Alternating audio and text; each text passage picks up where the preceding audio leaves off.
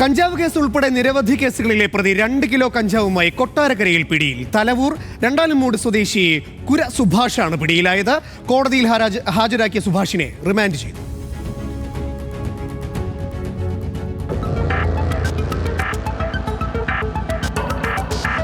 ഒറീസയിൽ നിന്നുമാണ് കഞ്ചാവ് വാങ്ങിയത്. ചെന്നൈ വഴി ട്രെയിനിൽ കൊട്ടാരക്കരയിൽ കൊണ്ടുവന്നു. ട്രെയിനിൽ നിന്നും ഇറങ്ങി കൊട്ടാരക്കര റെയിൽവേ സ്റ്റേഷന് പുറത്തു വരുമ്പോൾ പുലർച്ചെ 2 മണി. രഹസ്യ വിവരത്തെ തുടർന്ന് പോലീസ് വിരിച്ച വലയിൽ സുഭാഷ് വീണതോടെ ഇയാളെ കയ്യോടെ പിടികൂടുകയായിരുന്നു. കൊല്ലം റൂറൽ ഡാൻസ് ഓഫ് സംഘവും കൊട്ടാരക്കര പോലീസും ചേർന്നാണ് പ്രതിയെ പിടികൂടിയത്.